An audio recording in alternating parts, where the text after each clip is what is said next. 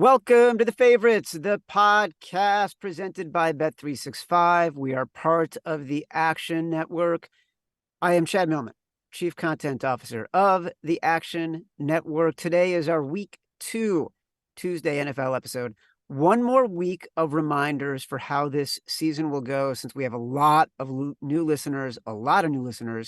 We thank you for that. As a reminder, today's show will go through every game in the Week 2 slate. On Thursday, we'll narrow down our top plays as we look to finalize our top 5 bets in our new, totally free Favorites podcast, $100,000 pro football pick'em contest. Reminder, you can join the contest, make your picks, become eligible for all our fabulous cash prizes by visiting favorites.actionnetwork.com. That's also where you can see our official 5 picks, ours and me and Simon, when we lock them in before kickoff on Sunday. You can also track those same top bets by following 2 accounts in the award-winning Action Network app. Those accounts are called the Faves 5 and the Favorites Podcast. We will not be doing much recapping today. We used to do that on the Tuesday show in the previous seasons of the Favorites Podcast, but we have added the Sunday show. We did our recapping and moping on our new Sunday Night Live recap episode. We finished 2 and 3 last week. It was painful. A buddy of mine texted me, Simon, and he said, I can't believe you guys did that Sunday show. It looked excruciating. As Matt Mitchell said, it's like a press conference. We have to do these shows after the game, win or lose. We will keep doing it all season long. And I promise those episodes will get better and better. Matt Mitchell wrote that line. He did not think Sunday's episode was very good.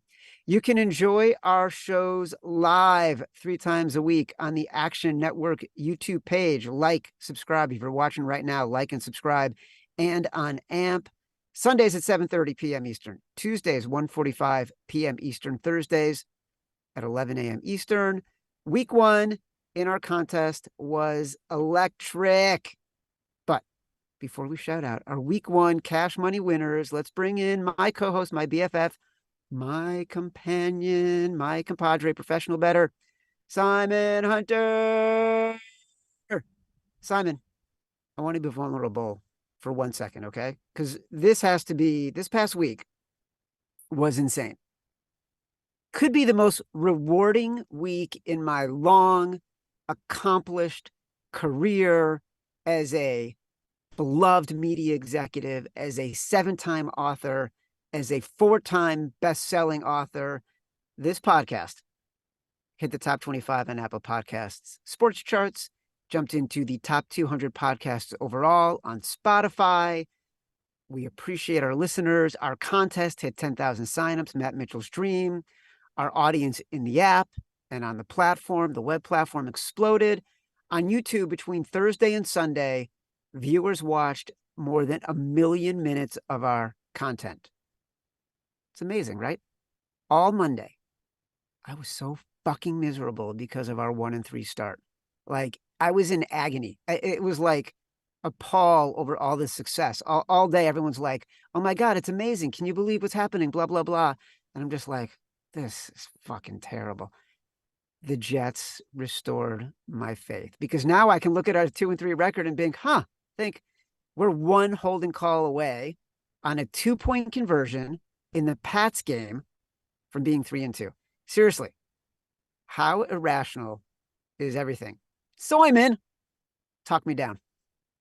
Chad, I'm just slowly trying to make you into a pro bettor, and we're getting there with the picks, but we got to get there with the mentality. I literally woke up with Monday, didn't even care. Like, literally was already over the previous week, was on to the Monday night game and on to prepping for week 2. I mean, it sucks. Took some lickings, but it's just, you keep plugging forward. If people want to do this for real and you want to make this a real job and a big part of your life, if you win big, you wake up and it's irrelevant. You lose big, you wake up, it's irrelevant. You're always on to the next week. So that's one of those where Sunday night's usually the night I'll celebrate or I'll be dead inside, where I was pretty dead inside. I'm not going to lie. When we got on the show, we were watching live beforehand as Mac Jones just couldn't get us there. So that was definitely a new experience. Usually I'm just by myself or with friends drinking or smoking or doing whatever. And This time I was on a job with you, and it was a little different. I thought the Sunday show was good though. That's sad. Matt Mitchell said that. We did give out the Bengals -3.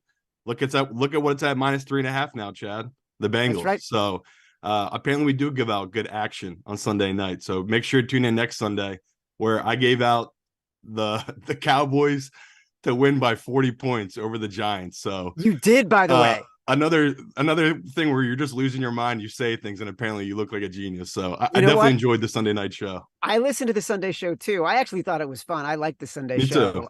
I liked it partially because we were so miserable and that was Yeah. so authentic. Like I was I trying to could, fake it, but I could hear the pain in our voices. yeah, I could barely speak. And I honestly, I rarely listen back to our shows, but I was curious about that one. And Right. I listened, and you did say you were so impressed with the Niners and you'll have to make some adjustments. And we're going to get to that in the games. But you also said, unless the Cowboys go out and win by 40 points, I don't see how the Niners like aren't higher in your power rankings. Anyways, I am so jazzed for this week. We have so many week 2 overreaction opportunities that are becoming more clear in the past 48 hours. As a reminder, the Favorites podcast is proudly presented by Bet365, the world's favorite sportsbook brand. Sign up with promo code ACTION to get Bet365's exclusive sign-up offer. Bet $1 on any game. Get $200 in bonus bets. Must be 21 or older. Offer is available in Colorado, New Jersey, Ohio, Virginia, and Iowa. Gambling problem? Call or text 1-800-GAMBLER. Also, producer Tito would like me to remind you that you can catch every episode of The Favorites live in YouTube and in the Action Network app. For those enjoying on YouTube, don't forget to give us a like, subscribe to the Action Network YouTube page. We need to do the week 2 games. We are going to get to that in moments, but we do have this contest. We did have winners. If you're giving away thousands of dollars, like, you ought to tell people what's going on. So Matt, take it away. All right. As a reminder, we are giving away $66,000 to the top 10 at the end of the season in our contest, but also giving away $3,000 to the top 5 every single week. So I hope you're sitting down, Chad and Simon. Last week, there was a 10-way tie for first place. So we had 10 entries go 5-0 with a perfect tiebreaker, which was 43 total completions on Monday Night Football. So those 10 will split. That's $300 per person. Congratulations. There were 21 entries that went 5-0 and missed the tiebreaker by just one completion. So they had either 42 or 44. If you're one of those 21 entries who missed by one, email me personally with your username in the contest and send it to podcasts@actionnetwork.com. Podcasts@actionnetwork.com. I will give you a non-cash consolation prize because that's a rough beat. In total, we had 175 entries go 5-0. That is 1.7% of all our entries. So congratulations to you. And then second, as a reminder, we're getting close on these Monday Night Football tiebreakers. You have to kind of nail those if you want to cash, including your aggregate tiebreaker score. That's how close you got to all the tiebreakers at the end of the season. That's how we're breaking ties in the top 10 for the season-long contest. So you're going to want to take those very seriously. We're going to have to start making those a little bit more challenging. So this week's Monday Night Football tiebreaker is longest Pittsburgh reception on Monday Night Football. So don't skip the tiebreakers, folks. Very important. And that's right. And remember, the contest drops your 2 lowest scores after week 12. So any score before that, meaning your 2 lowest scores up to week 12, and then after that, those 2 scores get dropped. So like Simon and I could conceivably want to drop the 2 and 3. If you're thinking, oh no, I didn't sign up. Oh no, I went 1 and 4. It doesn't matter. Sign up now for free at favorites.actionnetwork.com. Make your week 2 picks. You're still good to go. You're still in the running for the $40K and grand prize and the weekly cash prizes. You can't win this cash if you don't play. Simon, it's time to play some ball.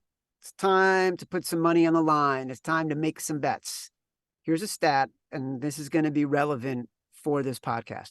I listened to the Action Network recap podcast on Monday with Gilles Gallant, and Evan Abrams, senior researcher who's listening in on this show right now, and Brandon Anderson.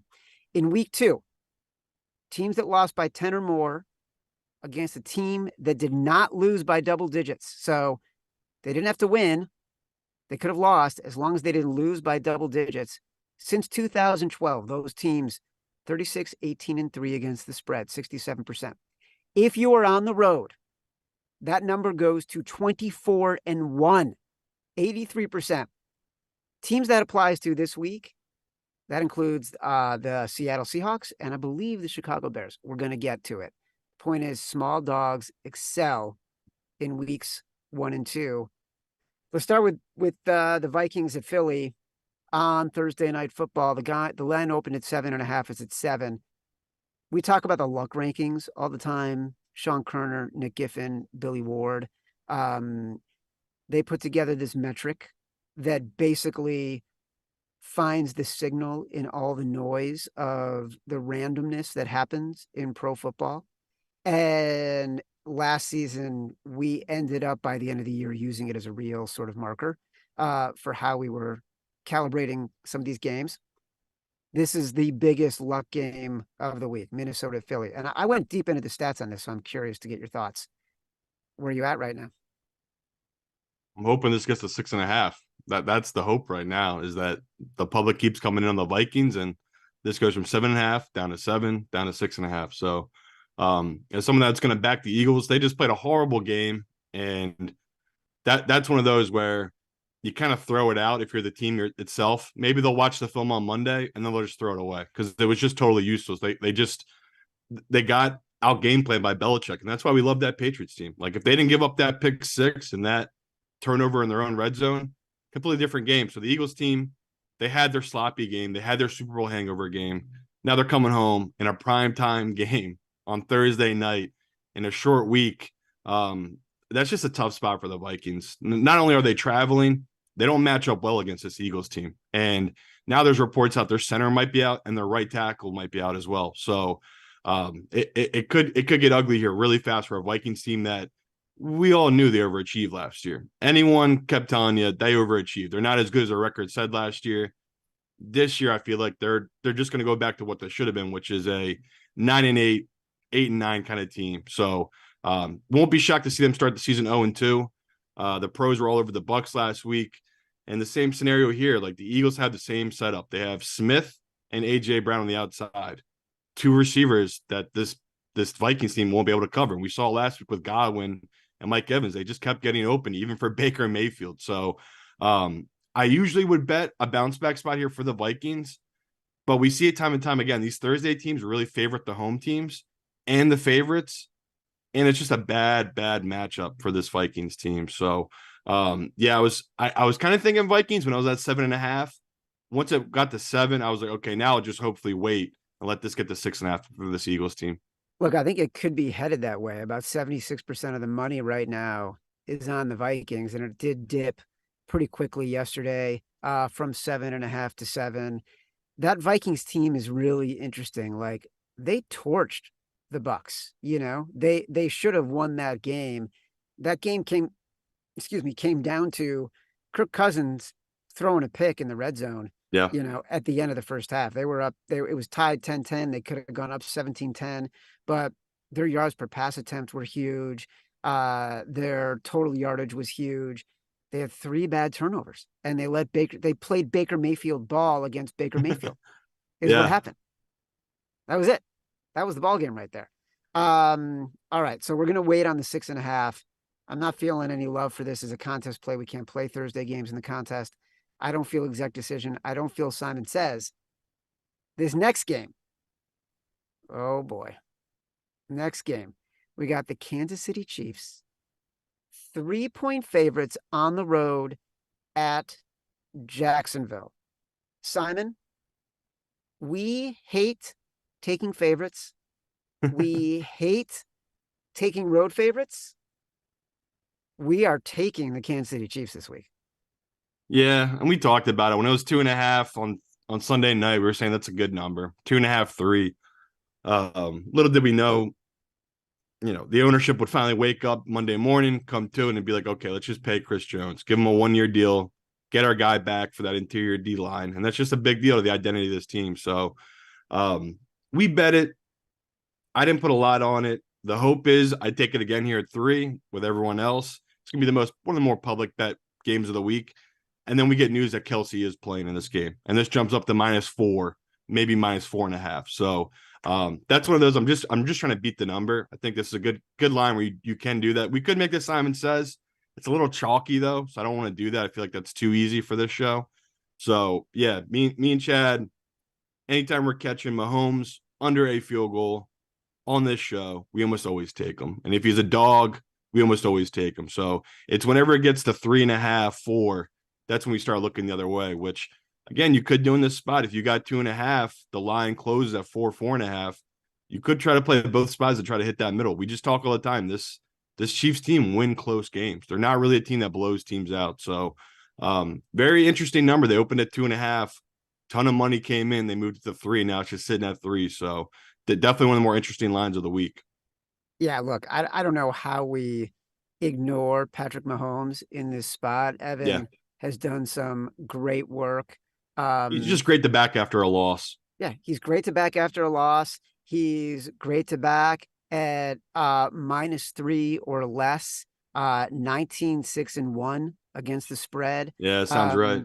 It's like that's when you get him, and people will get on Patrick Mahomes and say, "Oh, he doesn't always cover," but don't forget, the majority of the time Patrick Mahomes is playing, he's a pretty significant favorite. So, like, I'm looking at the numbers right now.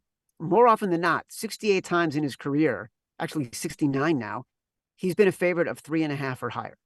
So that's the majority of his games.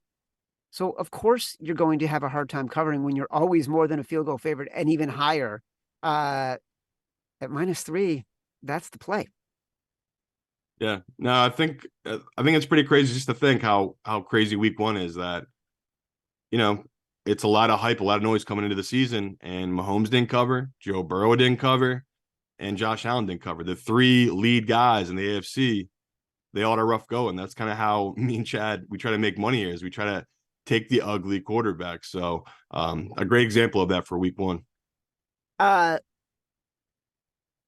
guess I'm actually having a hard time not making the Chiefs my executive decision. You can do it. We need winners. I'm not ready to. I want to go through the board a little bit. Like there's a couple other games that have piqued my interest, but I think our fans understand though. Like, this isn't my Simon Says, but I'm telling you to grab it now, just in case if Kelsey gets cleared, this will go up to 4, 4.5. Yes, 100%. All right, so we got the Raiders visiting the Bills last night before Monday Night Football. This game was at -10. Buffalo. Now I'm seeing 8.5. Obviously, the Bills did not look very good against a dominant Jets defense. But even though they didn't look good, like, Josh Allen actually looked atrocious in the second half, right? Like, he was competitive in the first half. He had moments in the first half. In the second half, he just looked like he didn't know what he was doing. He couldn't make decisions. He was literally fumbling the ball. I mean, the Jets defense clearly won that game. What's our takeaway on Josh Allen right now? It's exactly what I said it was going to be last week when I told you what was going to happen in that Jets game. I said he was going to play terrible. Everybody was going to overreact. They're going to start bad-mouthing him. It's just people want to tear you down. That is how humans operate. Humans want to build you up and then be able to tear you down. And that's what we have with Josh Allen. Josh Allen was one of the most hyped quarterbacks ever after that Chiefs-Bills game, right? I mean, that was one of the most incredible playoff performances we've ever seen.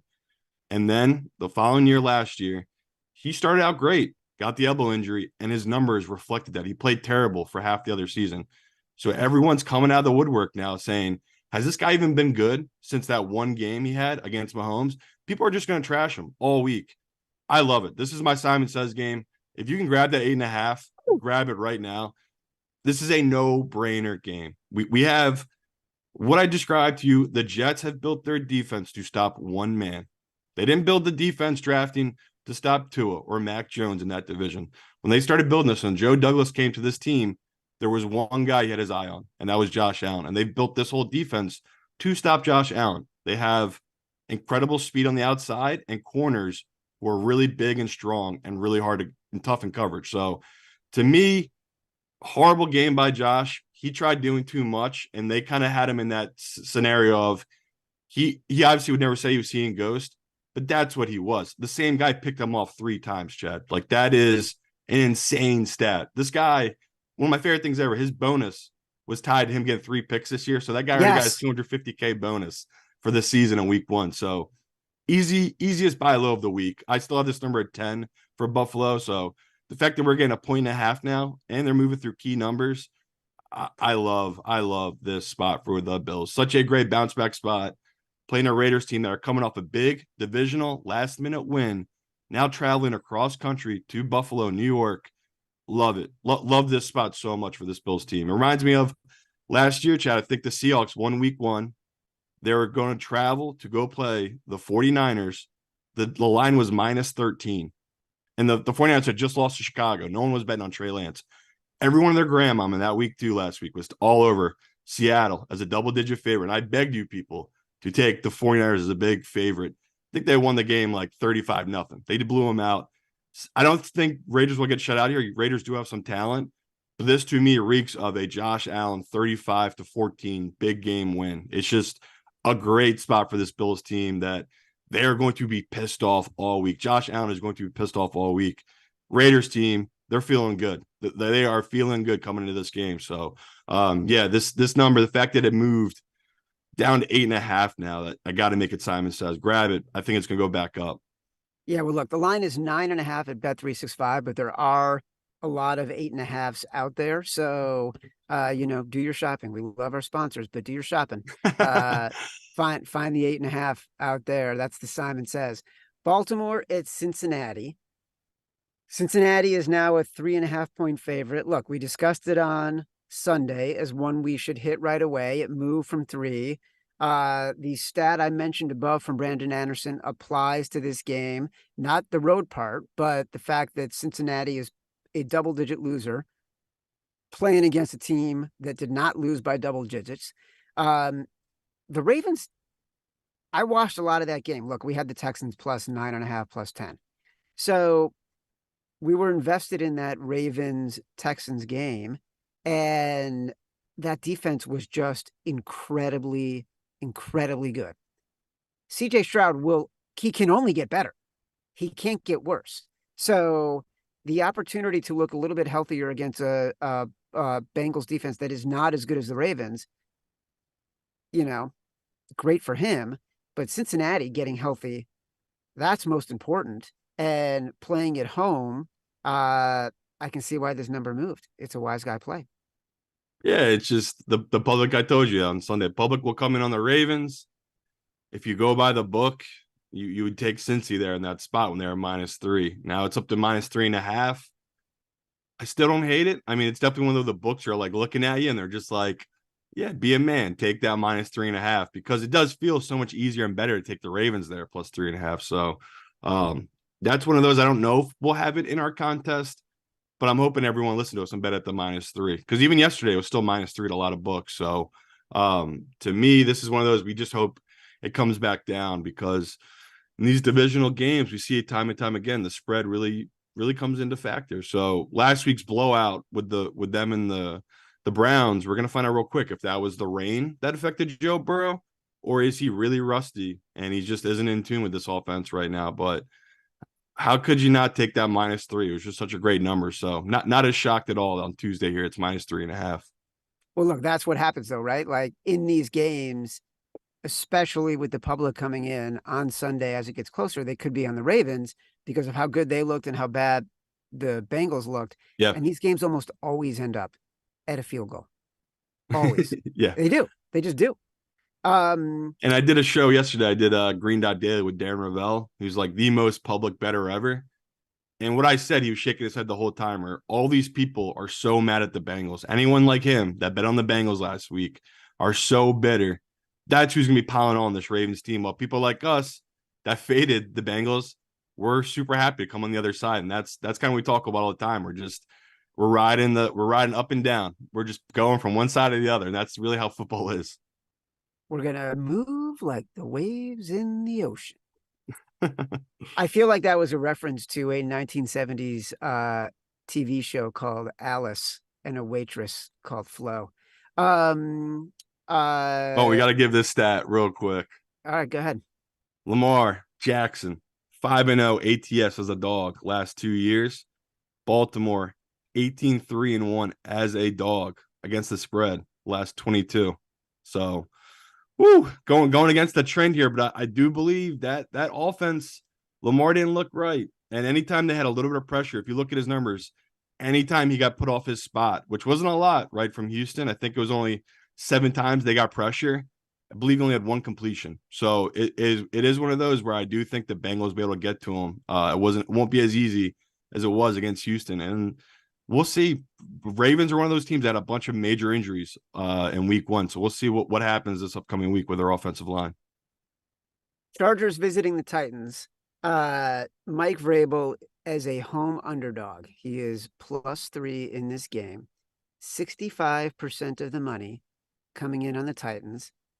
Look, Mike Vrabel did us a favor. We had the Titans against the Saints. He kicked the field goal in a position when a lot of other coaches would have gone for it.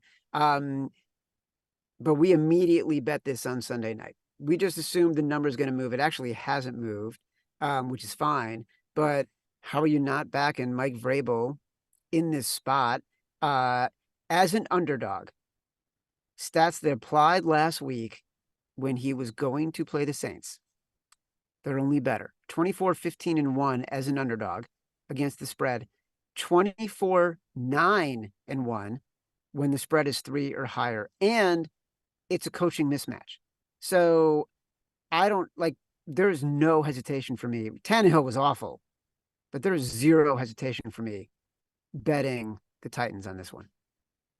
Yeah, I'm hoping for 3.5. This is one of these where I'm not going to let Chad suck me in like he did with Pittsburgh last week. This is going to be a public dog this week, just like Pittsburgh were last week. So I'm going to wait and see on this one because it is a bad matchup for Tennessee in the sense that they are incredible against the run and getting pressure up the middle.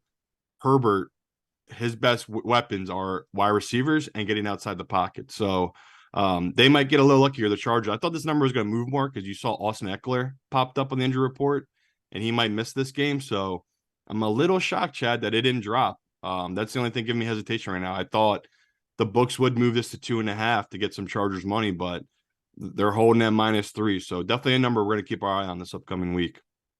But I've already bet it. So did I, but I'm going to put a lot on the 3. Yeah. No, it wasn't like a full unit kind of thing. It was let's test the waters. Let's dip our toe in. Let's see what happens, right? The Seattle Seahawks, another game we immediately talked about on Sunday night. They are +5.5 against the Detroit Lions visiting. 58% of the money is on Seattle. What's interesting to me is 72% of the bets are on Seattle. And I know that not everybody who bet this game listened to Brandon Anderson knows that teams in this situation coming off a double-digit loss on the road against a team that did not lose by double digits, 24-1 against the spread since 2016. Why is everybody else backing Seattle? Like, is it just everybody who's betting is onto the notion that if you're terrible one week and the other team is amazing in prime time, you automatically bet on the terrible team? Has everyone taken our theory? Yeah, it's like I'm looking at it now. You're right. That's pretty crazy. I didn't know so much public money was coming in on this team, but we agreed with it. Like I thought this number was really big for what Detroit is, which I do think Detroit is good. I just didn't think they're going to be 5.5, 6 points better than the Seahawks team. So, the fact that the Seahawks are signing guys now off the street to be on their offensive line is a little worrisome. They obviously have big injuries right now, but yeah, Chad, this is tough because I love this number when we saw it Sunday. It's like, man, this is a great bounce back spot for Seattle. They're a team that, like Chad just said, they've lost by double digits. Now going to run and play the team that, I mean, is that the biggest win the Lions have had in like 10 years, Chad? Opening night, beating the Super Bowl champs. So, yeah, that place is going to be a rockin'.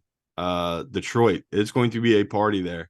And that's hard. Me and Chad talk about playing spots, and this is a spot we play. So it's making my stomach turn right now because so much money's pouring in and the number hasn't really budged. And that's usually a little nerve-wracking for me. But we'll see where it's at later in the week when more money comes in. Because right now it's just people putting feelers for the most part on these kind of bets. So I'm with you, Chad. I do like the Seahawks in this spot, but that's definitely a number that we would feel better if it got up to 6 somehow than we would in just no man's land of 5.5. Well, we'd feel better because that means that sort of the bookmakers are starting to see the same things that we are, and the public is not seeing the same thing that we are. Because right now it feels like we're on the same side as the public, and not necessarily. It's not necessarily a place we like to be. Yeah, just it might be that we're all overrating the Seahawks team. And, coming to the year, we said the book might be out on Geno Smith. We're one game in, didn't look good. That Rams defense, a bunch of no names, really shut him down the second half. What'd they have? Two yards total in the entire second half, Chad? Some crazy stat like that. So yeah, I definitely can see the hesitation from people wanting to back this Seahawks team in this spot. Indianapolis on the road. 1.5 point favorite at the Houston Texans. Listen, man, this is a tough one. And I watched that Colts game. They really outplayed the Jags. And they should have won that game outright. Forget about covering. And so, but that Texans defense was so freaking good. And it's just a couple of adjustments from CJ Stroud. And I don't know that the Colts are good enough to be favorites on the road. And this feels like a huge overreaction. Yeah, another great Wong teaser line too. You can take Houston up right now to 7.5, put them in a 6-point teaser. If you just want to bet that both these rookies are lost, just take the under. I mean, it's just, there's a bunch of bets you can make out of this game and try to find value on. And, I look at this Houston team that they're probably being undervalued here. The public is going to like what they saw from the Colts. Chad's nailing it. Like, they should have covered that number. If Minshew hadn't come in, they had a first and goal with their 6'6", 250 quarterback. I'm pretty sure they would have scored and covered that number. So I think most people, instead of being burned on betting the Colts last week, the pros will probably come back in on them and the public will join them just because they looked like the better team. Houston did not, that offense did not look like they're really going to be putting up points this year. And so for me and Chad, we got to fade that notion and just be like, that's a really good Ravens defense. That was a rookie's first start on the road, a head coach's first start on the road. Now they're back home in this spot, facing a rookie quarterback and a rookie head coach. We got to take the dog. Like, this is one of these Houston ones. I don't feel great about it, Chad, but it's like there's a couple games this week that's just like the Arizona game last week. Like, you got to trust the number and view a team being overrated and just hold your nose and take this number. So, I'll have the under. I'll have Houston teased, and I'll take Houston straight in this number. But would that be a full-size Houston as a dog, or smaller because you're spreading it out and we're still deciding what we think of this team? Yeah, no, I'm not going huge on this. I just don't know what I have in CJ yet. Like, I even trying to make a number on him this week was really tough. Same with Anthony Richardson. Like, a lot of good, bad, and ugly. The kid can only throw to one side of the field, apparently. Like, if you look at his spray chart, Anthony Richardson, all he does is throw it to one side of the field.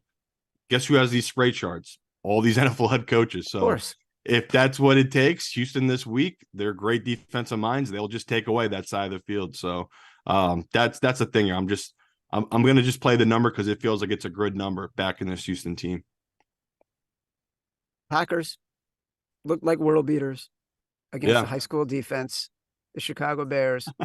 I'll remind everybody, the Baltimore Ravens traded for Roquan Smith and gave him a massive contract.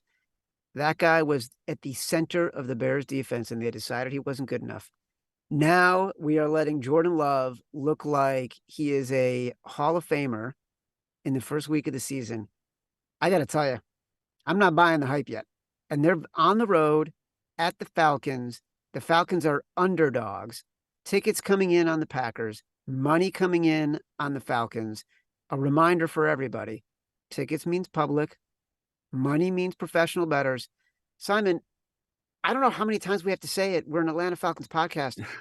It makes no sense to me the Falcons would be underdogs at home against this team. It makes zero sense. I remember on Sunday night, I kept fumbling it over it because I kept saying they were 1.5 point favorites. You're like, no, they're dogs, because I couldn't believe my eyes. Another game, great for a Wong teaser. It's 1.5. Take it up to 7.5. It's just sometimes it's too easy. And this just feels like the same thing with Houston. Like we're getting a home dog that anyone that watched that game finally came to the opinion that I had all offseason, which is Ritter is not a starting quarterback in this league. This guy cannot put the ball downfield. But holy hell, is that run blocking scheme incredible for this Atlanta team. So I kind of think we saw their identity for the whole season. Atlanta, they're going to rely on their defense and running the ball. And one of Green Bay's biggest weaknesses is against the run. So, this is one of these spots where we'll take Algier, we'll take Robinson and that amazing backfield, and we'll roll the dice here with a home dog. It's one of our tougher bets, though. Like I'm trying to make this one of our 5. It's one of these spots of like, okay, one of these two teams is definitely going to make the playoffs from winning this game, right? We see the stats. Teams that start 2-0, they have a really high percentage of making the playoffs. So, what team do you really believe in here, Chad, to make a playoff run? Is it Green Bay in that tough division, or is it Atlanta in this really soft division where them and the Saints look like, they're going to be the best? I know the Bucs hype's crazy right now, but the Atlanta team, oh man, it's a hard one to swallow because we are banking on Jordan Love not being as good as he looked against the Bears. Because let's face it, every Packers quarterback the last 30 years has looked good against the Bears. But man, there's a couple times, Chad, where he just had zero pressure. So that's the thing here. We're going to learn if Atlanta has some good pass rushers or is Bryce Young just complete dog shit last week. So, because Green Bay's offensive line looked good. I mean, again, Chad already talked about the Bears. They didn't really have any pass rushers coming into this season. So, I'm with you on this spot, but it's like another one that's making me a little uneasy because Jordan Love could be this good in this offense. Like, we just don't know because that game kind of got out of hand so quickly, that Bears-Green Bay game where that defense just looked lost for the Bears. So, we're in a spot where we're trying to back a team that won by 14 points in week 1. Now they're a home dog. It's definitely an interesting line that Vegas hung. That Bears defense looked horrible, but it did put Jordan Love in a lot of really advantageous spots. Agreed. And I do think that the Falcons secondary, I mean, everybody's secondary is better than the Bears. But I'm telling you right now, I'm making an executive decision. Give me the Atlanta Falcons. Give me Arthur Smith. Give me the What happened to the Chiefs? What's that? No, I moved on. I said I wasn't pulling the trigger. I said there were a couple other games that were on the slate that I wanted to look at. And there's one more that is really interesting to me. But the more we talk about it, like, I just can't quit Arthur Smith. Yeah. I think he is such a good coach. And like, the team puts itself in a position to win, right? It doesn't make the stupid mistakes. He's not going to let Desmond Ridder make the stupid mistakes. He's going to get the ball into Bijan. He's going to get the ball into Algier. Like, at home, they're just going to make the right call against a run defense that this is their weakness. So Atlanta Falcons, exec decision. Here we go. Simon, I know you know it. I know it. The fastest growing ticketing app in the United States. It's Game Time, our sponsor. I love Game Time for 2 reasons. 1, because they sponsor this show. Number 2, I actually use Game Time to buy tickets. They've got amazing last-minute deals on all sorts of tickets, including pro and college games. Speaking of which, I'm opening Game Time right now here from our home office in New York City. What can I get to? I can go to a New York Mets game for $6. I can see the Liberty WNBA Super Team, $39. I can do that on Friday. No matter where you live, download the Game Time app, get out, have some fun this week. Go sweat your bets live and in person, and you can redeem code favorites for $20 off your first purchase. Terms apply. Again, just download the app and earn code favorites for $20 off. Last minute tickets, lowest price, guaranteed. As a reminder, Tito's in my ear. Catch every episode of The Favorites live on YouTube. For those enjoying on YouTube, give us a like, subscribe to the Action Network YouTube page. Simon, the other game that I was going to talk about for my exec decision. Are you ready? Yeah. The Chicago Bears, 3-point dogs visiting the Tampa Bay Buccaneers. Dude, I can tell you right now, the Bears are going to be one of our 5. I don't know about that, but yeah, I do like the number. It's a good number. I'm with you on taking the 3.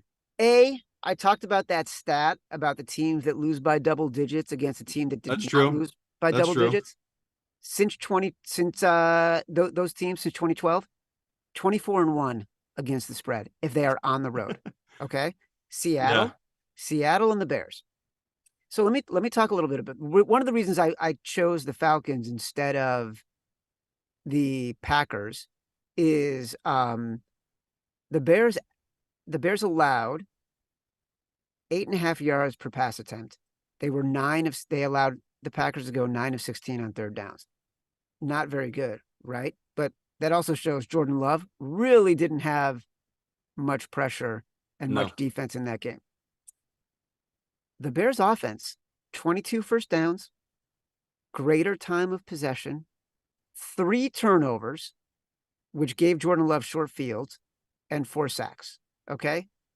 The Bucs defense, meanwhile, gave up 344 passing yards, 6 yards per play, allowed Cousins to complete 33 of 44 passes, 7 yards per attempt. Okay. Like I said, Minnesota lost this game because of mistakes by Kirk in the red zone. Yeah. At the end of the first half. The Bears are better than they played. Tampa Bay is not as good as they played. This is a smash Bears spot. Yeah, and it's pretty simple too, where if you give home field advantage 1.5, 2 points now, which most books do, these teams are pretty much at the same level. The Bears are slightly graded out a little better. So the fact that we're getting a free point here, just because the Bears played so poorly, and you're right, it's just another game of it's gonna be mostly professional money coming on this Bears team, just because, if you're trying to bet and rationalize this game, you could also look the other way, Chad, of your guy's secondary is really bad. That's what the Bucs want to attack with Mike Evans and Godwin. So I've already told people the pros have loved this Bucs team coming into the year. Like, that was their team. I know plenty of pros that already grabbed this number when it was at 1.5 on this Bucs team. That's why I don't see this number getting to 3.5. I think the books know if they move to 3.5, guys will just come on both sides. They'll take the Bears and they'll take the Bucs in this spot. So, looking at this matchup, Chad, it's just a great bounce back spot for this Bears team. The fact that we're catching 3, such a key number. That's what I mean. It's like I'm right there with you. It's just, as we sit here on Tuesday, it's like, oh man, am I really going to make this one of our 5? It's hard to say. Simon, right now, it's hard not to say. I put it in now, but I'm saying come Sunday, it's going to be a hard pill to swallow, being like, man, we're taking this Bears team on the road. Is it a hard pill to swallow because we started 2-3 and we're holding on tight? Or is it a hard pill to swallow because we don't like the Bears in this spot? Because it's a 100% good spot for the Bears. 81% of the money right now on the Bears. The money, not the bets. Yeah. No, I got no fear here. It's just one of those. It's a hard pill to swallow just because the Bears suck. I'm trying to convince myself they don't suck, Chad. But, I rewatched that game already twice, and the Bears got major issues. And I think you know that just as well as I do. It's as much as you want to blame the OC, a lot of this is falling on Fields. Fields needs to start making the right reads, Stop getting happy feet. We already said there's no more excuses. Like, you got the weapons now. You got a semi-decent offensive line. Like, yeah, he's got to show it here. Like, this Bucs team does not have a pass rush. They're good against the run. And then, I mean, they are good against the run, but passing wise, yeah, come on, Fields. This has got to be the game where he opens it up and throws for 300 yards. Oh man, they're such a bad team. It's just, it's incredible. It's a bad team with the pressure of a whole city on its back. So it's just a tough spot. It really is. All right, here's another one that I think we're gonna like, and this number is racing. Giants 5-point favorites against the Cardinals. Last night, this number was 4. Yeah. So it is moving. It makes total sense. Like, you're going to bet the team that just got blown out on Monday night. You're going to fade the team that played better than it possibly could have played in week 1 against a team that's pretty bad in Washington. It doesn't matter. Everybody's on the Giants in this game, which is why the number is running. And 5 is a dead number. So bet it now. Because it's only going to go higher. Yeah, it feels like a total mismatch in coaching. You can look at this and say, well, look how hard that Arizona team played. I don't know if playing dirty is considered playing hard. Like, a lot of what I saw in that game was just an Arizona team that played dirty. Like, a lot of the stuff they were doing is dirty playing. And, that maybe that's what their coach wants them to do and be one of those teams. But yeah, this Giants team, I honestly am shocked that so much money has come in on them. The public's all over them too. I thought maybe we get a little freebie here and be like, yeah, they'll come in on Arizona. We'll be able to back this Giants team because it is a great spot for this Giants team. But if this gets up to 6, how do I not take Arizona in this game? Like, Arizona, as bad as they are, this Giants team are no world beaters. Like, we saw that. Daniel Jones, he was the most efficient quarterback last year and not turning the ball over. So there's going to be some regression back to the mean this upcoming season. I think we saw a lot of that in that first game. So great bounce back spot for the Giants. If me and Chad want to keep being the lazy survivor pick, this is a great lazy survivor pick, taking this Giants team. Like, any week we can get Arizona without Kyler Murray, and we're using these shitty ass NFC East teams, it's hard not to. Like, I really can't get over how good it feels to have Washington done in our survivor pool. So definitely Giants are up there for a team that they might not cover this number again, but I could easily see them winning this game outright. This Arizona team, without that touchdown given them by the QB last week on Washington, I don't even remember what Sam was doing, but I think he dropped back. He tried to scramble, and he either dropped it or got batted out of his hand. The guy picked it up and walked into the end zone. Washington would never have been – Cardinals would never have been close in that game, right? They would have lost by 11 without that touchdown. So definitely something I'm wary of, betting this Arizona team back-to-back weeks. But I got to do it if it gets to 6. Like, Giants at 4.5, I think there is value there if you want to take that number. But if it gets to 6, like, the value's totally shifted back to this Arizona team, Chad. Well, look, it's at 5. I'm betting it at 5. Don't hate it. I'm not uncomfortable with that. 5's a dead number, so yeah, I'm fine with that. All right, Matt Mitchell's telling us we got to speed up a little bit. 49ers on the road at the Rams. Huge number, 8.5. Tough one here. Like, Kyle Shanahan always outplays Sean McVay. The Niners you talked about, how did you end up power rating them? I still got them with right there behind the Eagles. So if they played on a neutral field right now, I'd make the Eagles a 1-point favorite.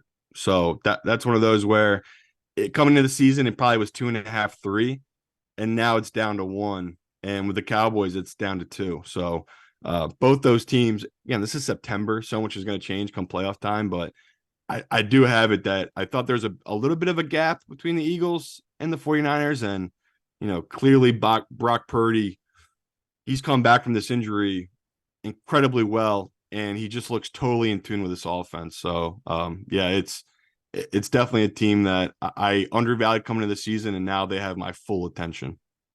So what do you think of this number at 8.5? You know what I'm doing here, Chad? We're betting the Rams. Yeah, no brainer. Home divisional dog, 8.5. Brock Purdy and the 49ers played near perfect that first half. Like, that offense was humming and their defense was absolutely humming against that Pittsburgh team. Now they're coming back to play a team that just like last week, Chad, no one's going to believe in. I told you it was just going to be this way. No one's going to believe in this Rams team. And it's just because the general public doesn't understand how good Stafford is. So I'll keep taking the value that is Stafford and this skeleton bone crew of a team of Rams. And, number should be 7. That's what it opened at. The pros, the public, everyone's coming. They've bet it up to what Chad just said, 8.5. So taking the value there, taking the Rams 8.5. You think the number should be at 7? Okay. Yeah, I thought that was a good number when they opened it. But clearly professionals thought otherwise because they've just been hammering this number. Guess what, Simon? We got a new sponsor. The food that powered you through your 20s is now sponsoring our podcast for the entire season. And that's why you should make Little Caesars the official sponsor of the NFL, part of your game day. Order online during our Pizza pregame 1 hour before NFL games and get ready for some football and fun. Choose your favorite Little Caesars pizza or pick the toppings you crave. Either way, you win. And speaking of winning, everyone scores with convenient delivery or our in-store pizza portal pickup. So grab some friends, enjoy a few slices during the tastiest hour before kickoff. I am psyched. Freaking love pizza. Simon, I don't really want to talk about Washington at Denver. I don't want to watch that game. If you tell me you think there's value on either team, I would be shocked. Denver's a 3.5-point favorite. Still value on Denver. People are going to be pissed and bitter about last week, but that's going to be the growing pains of learning Sean Payton's new offense. Mahomes was a machine in that game in the first half, completely disappeared in the second half. So, not Mahomes, Wilson. Wilson might be finished, Chad. That's a fear with this Denver team, but not going to overreact to week 1. Going to stick to my power ratings. I have this number at -4, taking the -3.5 for this Denver team, but this will not be one of our 5. No. All right. Aaron Rodgers, Achilles injury, out for the season. Zach Wilson, now the quarterback. Jets are 9.5-point road dogs at the Cowboys. I don't know, man. It's a really hard game to think about betting when you got Zach Wilson and a Cowboys defense that just did what it did on the road and is so freaking fast. Zach Wilson looked out of sorts playing against a Bills defense that isn't nearly as good. I know the circumstances are different. I know he's getting a full week. I know they can game plan for him, but kind of feels like a pass to me. Yeah, we'll see. We'll see where this number goes, but one of those the books got absolutely crushed. Opened the over-under at 45.5. Everyone and their grandmom came on under 45.5. They reopened at 42. Got pounded again. Now it's down to 39.5, 39 at most books. Love the under in this spot. Still unsure about Dak and this offense. Have my questions there, especially against this Jets defense, which knows that they're the identity of the team. So, one of those bets, Chad, I feel so lucky that me and you just hated the Jets, bet their unders, bet them to miss the playoffs, didn't take any type of Super Bowl futures. Like the Jets, whatever it is Joe Namath did, Joe Namath sold his soul and the Jets' soul for that Super Bowl. Like, who's got worse luck? The man, it was his 4th snap and his Achilles snapped. Like, it's just, I feel so heartbroken for the Jets. So, as a pity bet, if this gets to 10, I'll probably end up on the Jets because that's just such a huge number. I think their defense can cover that number themselves. So 9.5, I'm with you, Chad. No play. Dolphins visiting the Patriots. This is our Sunday night game. 60% of the people in our YouTube chat currently watching like the Dolphins here. Simon. What the people? I know. Seriously. You're better than that. Of course we're betting the Patriots. Like this, the Bears and the Falcons were the 3 on my list for exact decision. Yeah, I definitely circled this as most likely being our big balls bet of the week because of all of our bets, this is the one I hate the most. I hate this bet just because the Patriots let us down so horribly last week. Doesn't matter. Exactly. So that's the thing. Simon, it's just like, let me take you back to the beginning of the show. We are professionals. What happened last week doesn't impact this week. You make you the grew right up decision. so fast. You make the right decision every time. You don't get emotional about a team, but sorry. Yeah, we're playing the number here. So the hope is this gets the 3. Yep. But this will be everyone in the world will be coming in on this Miami team in a primetime game, in a divisional game. I like this Patriots defense. I thought they played so well against that Eagles offense and slowing down those receivers. So, yeah, Miami on the turf, it's a lot different playing out in California than coming back east, playing up in New England. Yeah, this is a great spot to try to fade the hype of Tua. Get us to the 3 because I haven't touched this number yet because I'm waiting for the 3, Chad. So, that's the hope here. I think I opened 1.5, 2, now up to 2.5 at a lot of books. Get us there. It's the same thing with the Jets where it's like, we know we're taking this spot. We'll take the 2.5 if we have to, but we want the 3. So, yeah, this is going to be a pros versus Joe's game. I know almost any pro I talk to, they're going to be on this Patriots team. Well, you're looking at one of them. Saints visiting the Panthers Monday Night Football. We got 2 Monday Night Football games this week. Derek Carr, I thought he played really well. They're visiting the Panthers. They're 3.5 point favorites. Yeah, we missed the best number. You could have got 2.5, 3 on the Saints team. Now it's gone. I don't know what the hell I'm gonna do. Maybe I'll talk to some pros that want to take this Carolina team, but I got this number at 3. So the value is technically on Carolina. What are we building off of what we saw from Carolina last week that we want to bet on? They showed us nothing. And Bryce Young, man, I know rookies have rough first starts, but he had the worst one of all the rooks. So it's just scary knowing what they have on that D line. But Saints D is really good. I don't think that was all in Tannehill. I thought their defense had a ton of pressure on Tannehill, and their corners played really well. So yeah, I talked about it. I thought the Saints are the cream of the crop in this division. But that's a hard not to take that divisional home dog in a primetime game. So another game we'll have to revisit on Thursday. Last game on the board. Cleveland is visiting Pittsburgh. Cleveland is a 2-point favorite on the road coming off the big win against the Bengals. We loved Cleveland. It's one of your 3 biggest bets. We had been talking about them for months. We had them outright. The Steelers we loved. You might have loved a little bit less than me. You have made it clear with very nuanced and subtle passive-aggressive comments about it being a public dog, as if it's my fault we put him in the contest. I hear you, Simon. I hear what you're saying, okay? Don't give me this bullshit. Steelers are 2.5 point home dogs. Money is on the Steelers. Tickets are on the Browns. Of course. Wow, I'm shocked it's not the money on the Browns tickets on the Steelers. I like the Browns here. Like, I know. I've gone through and watched that game, and it doesn't feel that fluky. I mean, we were high on this D line, and nothing's changed. Like, their D line is so dominant. And when I go back and watch that 49ers game, you know, Nick Bosa wasn't even that much of a game wrecker. It was the whole 49ers front that got pushed against this Pittsburgh O-line. And I knew coming in, Pittsburgh's O-line was the weakness, and that I was hoping they improved from last year.